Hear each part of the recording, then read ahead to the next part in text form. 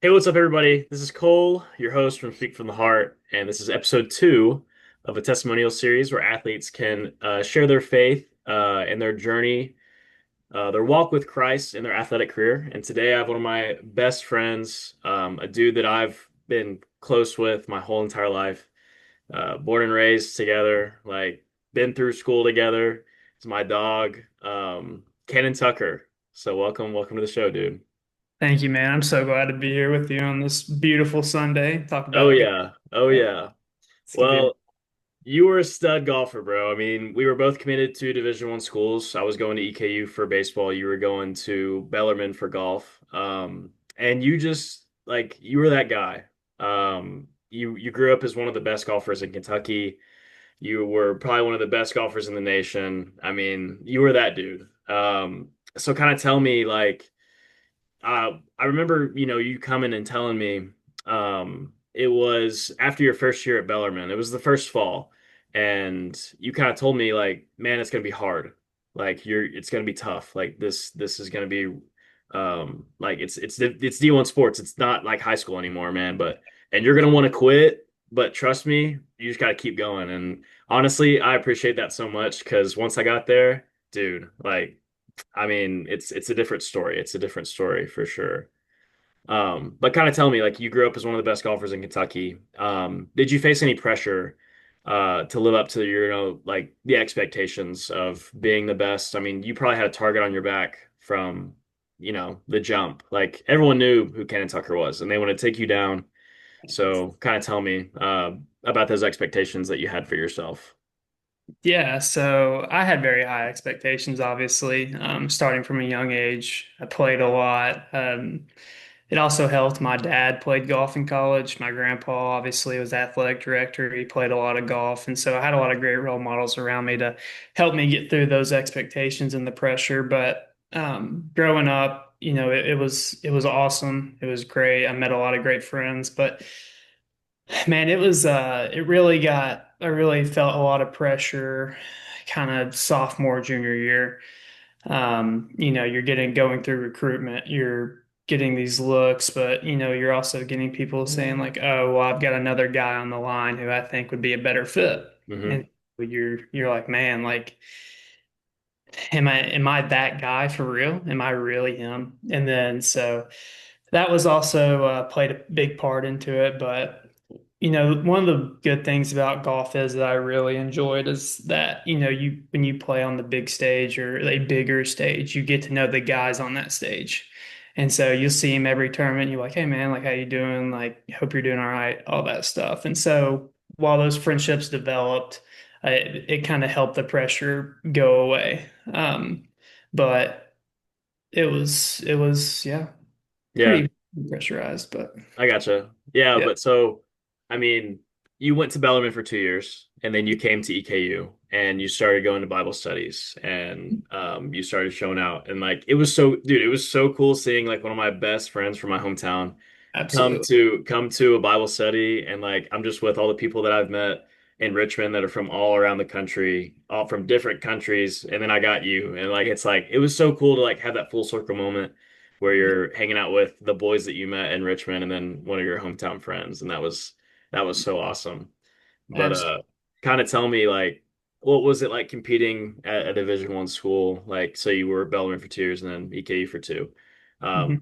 Kind of tell me like, the progress. Was there any, speed bumps? Was there kind of like that block where it's like, okay, this is different. Like, this is college level now. Like this isn't high school. Kind of tell me your progress through that and the steps you kind of took to get to where you are, I guess, like towards the end of your career. Yeah. Oh yeah, man. I mean, there's tons of speed bumps and unexpected obstacles, but if you don't have those, are you really driving? Are you really Mhm. going to the next level? So, no, man, it was I have to say the first 2 years of my college career were, great. My freshman year, I was kind of getting adapted to it mainly. I was still pretty raw, just undeveloped, Mhm. for especially at a Division One level. So it was a good learning experience that first year, getting to know the competition, getting to know what I needed to put in my game. And then sophomore year, I had a super good year, all conference team, played really well in conference and just had a really solid year. I was top five stroke average in Bellarmine history. It was a super good year that I obviously really enjoyed. And I'm still very thankful for that year along with freshman year. But junior year was just another one of those speed bumps. I was playing decent golf, but nothing that I would write home about. And it was just okay. It was just kind of another one of those things like, here's a test. I have to just get through this and just grind things out. Senior year was good. I don't really have much to say about senior year. It was just average. I mean, really, at that point, I was still invested, but didn't have that same grind I had freshman year. And so it was just average. I mean, nothing, like I said, nothing to write home about. But overall, I would say my college experience was great when it came to golf. I've made so many good friends and went along with the speed bumps and took them to the chin and kept rolling. So that's one thing I definitely pride myself on when it came to that. Yeah.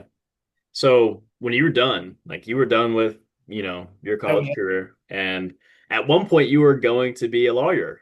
So Yeah, kind of tell me like what led you to that decision initially. And I mean, I was also interested in criminal justice. absolutely. But kind of tell me like what led to your decision to kind of just, this is golf, it is what it is, my career is over, I'm going to be a lawyer. Absolutely. So my uncle's an attorney in Bowling Green, Kentucky. He's always been a huge role model of mine. I've learned a lot from him, and that was just kind of led into it. I was really interested in law from an early age. I just thought, well, at an early age, I thought dressing up and going to court was awesome. And then I learned it was obviously more, and I like that aspect. I like the grind of being an attorney and all that stuff, but I learned probably junior year of college that that's just not where I wanted to be. I thought God had a different purpose for me. There were some moral conflicts that I kind of dealt with, even being as a law clerk for a local attorney. It just provided some moral conflicts that I didn't think I could really make work with where I wanted to be in my relationship with God. Hmm. So it was a hard decision, but I was just like, man, I don't want to do this anymore. And I decided that I made that conclusion. I mean, fall of senior year. I mean, it was late. I didn't really have much other opportunities. I had a criminal justice degree, but I didn't really want to be a cop necessarily. So, Yeah. but yeah, that was really the main reason, my uncle. And then I just really enjoyed kind of the environment of the courtroom. Yeah, I gotcha. Yeah.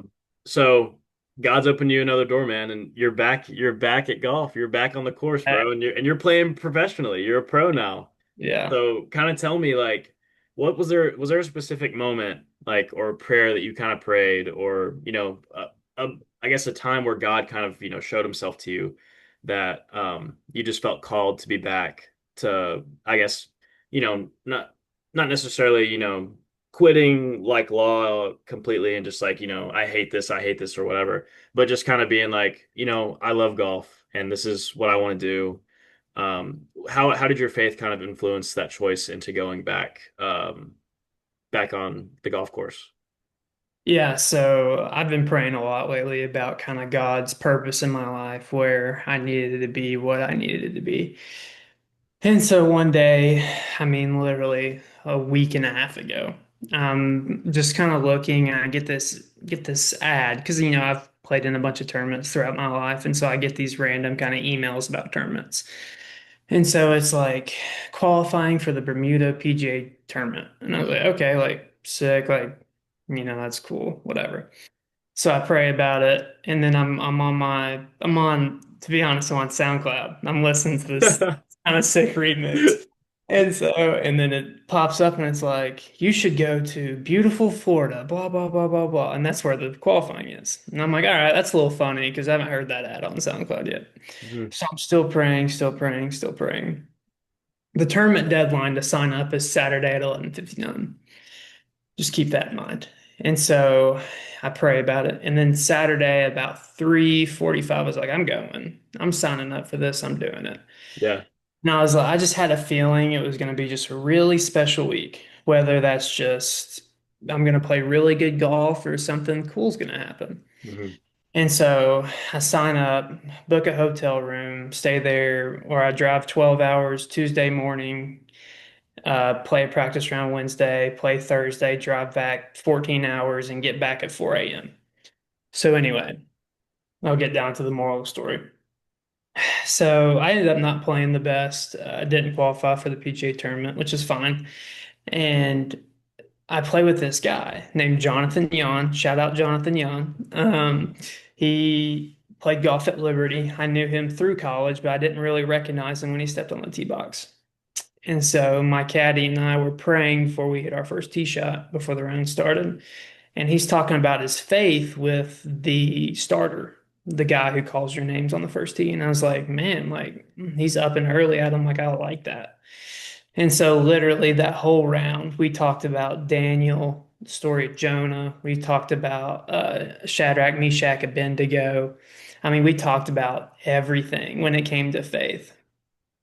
And my caddy told me after the round that he looked at him and said that this morning when he woke up, he started reading the Bible and he teared up just because how good God is.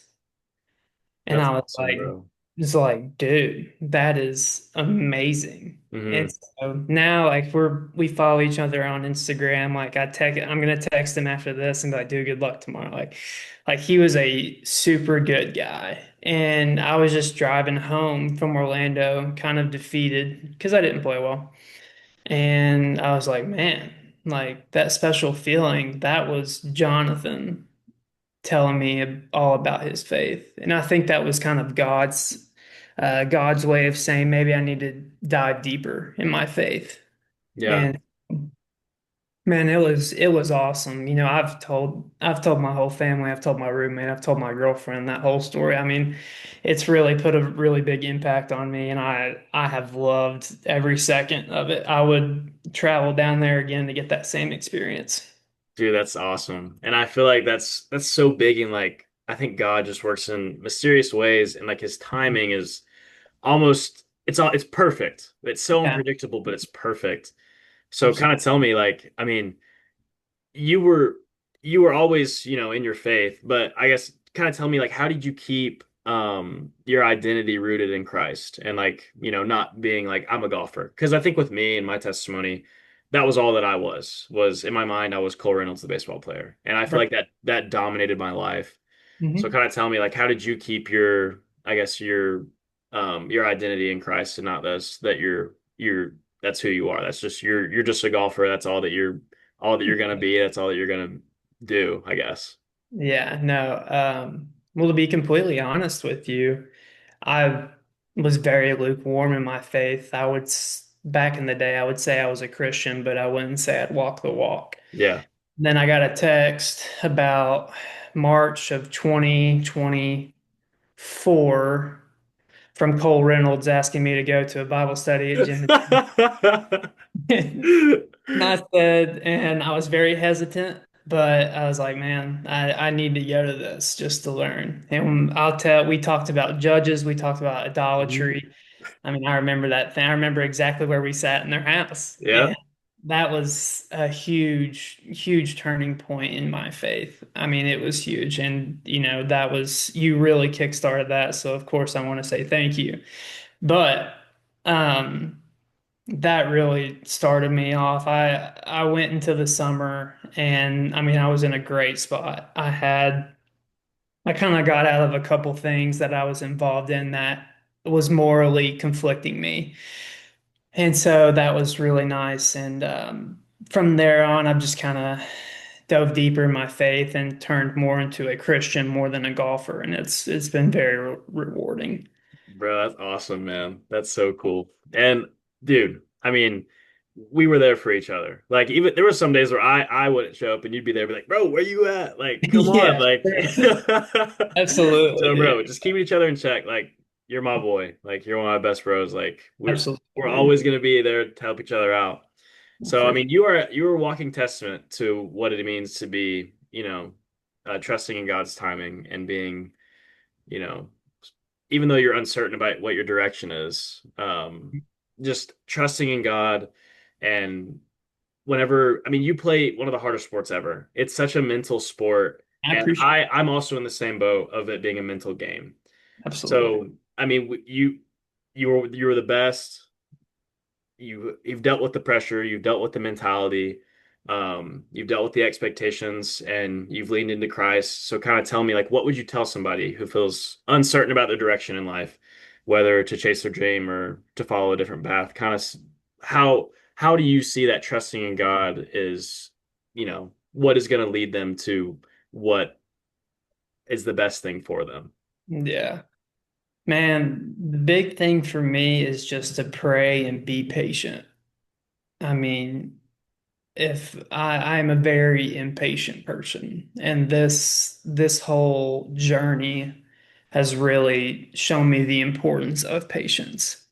God's not gonna, if you pray tonight, God's not gonna tell you an answer by tomorrow morning. He might, but it just takes patience and just consistency. Hmm. You know, pray, get in the word.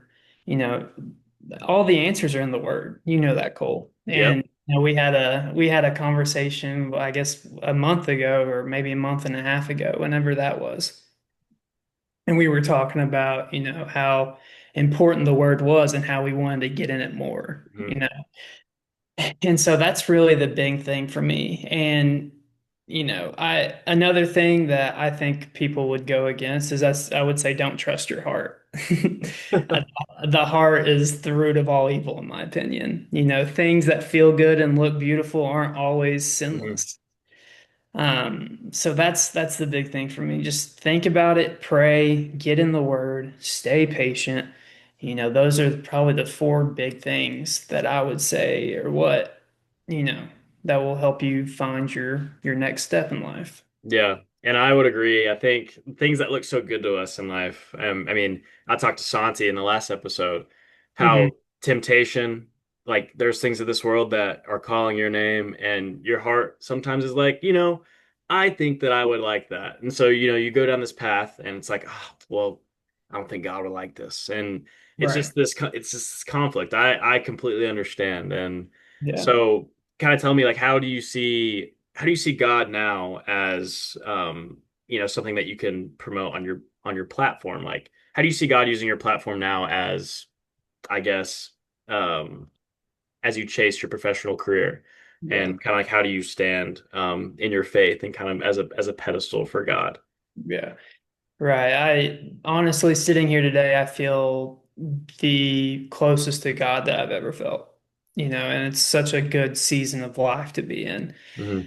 I think being a professional golfer, I can kind of just share his wisdom and his words throughout the people that I meet. I meet people from all different areas of life. I mean, the guys I played with this week, one was from Africa and the other one was from Virginia. Wow. Yeah, and I think that's just a big thing for me. Just not being scared to promote God's grace and God's good word to these people that I'm trying to play golf against. And I saw that firsthand this week, not to be scared and to, you can still play good golf with promoting something else. Obviously I want to play good golf. That's obviously, but at the end of the day, I'd much rather be a child of God. So it's just that's a big thing for me is that I have to work on personally is getting out there on the course with these people in this tense, stressful environment and being able to be like, hey dude, do you believe? Like, are you a believer? Hmm. If not, be like, hey man, I got something I need to show you. Like just Yeah, man. that's really a big thing for me. But that would probably be the most effective way, in my opinion. That's awesome, bro. Well, that's all I got. I mean, you've been a true testament to what it is to trust in God's timing and be patient. If you got anything else to say, let the people know.